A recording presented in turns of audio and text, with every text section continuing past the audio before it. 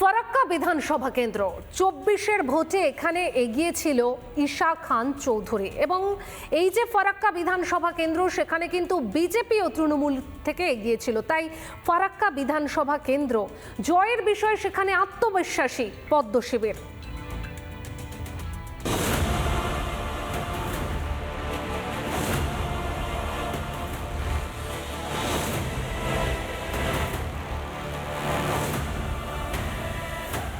সংখ্যালঘু অধ্যুষিত মুর্শিদাবাদ জেলার ফারাক্কা বিধানসভায় ক্রমশ শক্তি বৃদ্ধি করছে জাতীয় কংগ্রেস।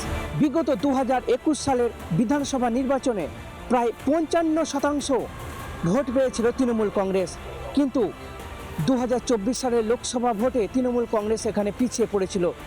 21-এ জেতা আসনে 24-এ পিছিয়ে তৃণমূলের মাটি হারানোর ছবি স্পষ্ট মুর্শিদাবাদের ফারাক্কা বিধানসভা কেন্দ্রে। 2021 সালে 54.89% ভোট পেয়েছিল তৃণমূল। 24-এ সেটা কমে হয় মাত্র 20.51%। আর বিজেপি প্রাপ্ত ভোটের হার 22.73 থেকে বেড়ে হয়েছে 26.23%। কংগ্রেস 19.43% থেকে এক লাফে পৌঁছে যায় 48.73%। ফারাক্কায় 40,533 ভোটে এগিয়েছিল কংগ্রেস। বিগত 2024 সালের লোকসভা ভোটের নিরিখে ফারাক্কা বিধানসভা এলাকায় 40,500-এরও বেশি ভোটে লিড পেয়েছিল জাতীয় কংগ্রেস। এই বিষয়টা মাথা ব্যথার কারণ হয়ে দাঁড়িয়েছে তৃণমূল কংগ্রেসের পক্ষে। মালদা দক্ষিণ লোকসভা কেন্দ্রের মধ্যে পড়ে ফারাক্কা। এখানকার সাংসদ কংগ্রেসের ঈশা খান চৌধুরী। 24-এ তার জয়ের পর 26-ও আশাবাদী হাত শিবির। লোকসভার সদস্য হিসাবে ঈশা খান চৌধুরী যে কাজ করছে সেটা মানুষের কাছে ছাপ ফেলেছে। এসআইআরকে কেন্দ্র করে যেভাবে মনিরুল ইসলাম একটা গুন্ডামি করলো, সে গুন্ডামির প্রতিফলন কিন্তু প্রত্যেকটা মানুষের মধ্যে দেখা গেছে। সম্প্রতি এসআইআর শুনানির সময় ফারাক্কার বিডিও অফিসে তাণ্ডব চালায় তৃণমূল। নেতৃত্বে ছিলেন স্থানীয় ঘাসফুলের বিধায়ক মনিরুল ইসলাম।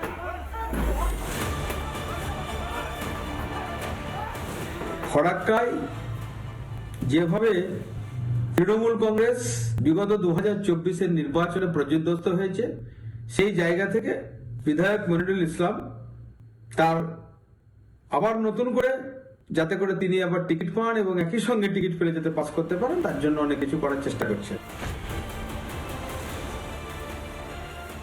এখানে কংগ্রেসের সঙ্গে বিজেপির লড়াই হবে এবং আমরা আশাবাদী যে আমাদের যে 37% এখানে হিন্দু আছে তারা এবং একই সঙ্গে ফারাক্কার যেসব রাষ্ট্রবাদী মুসলমানরা আছেন, ভারতবর্ষের প্রকৃত মুসলমানরা আছেন, তারা আমাদের ভোট দেবেন এবং এখানে আমাদের বিজেপির বিধায়ক নির্বাচন হবে।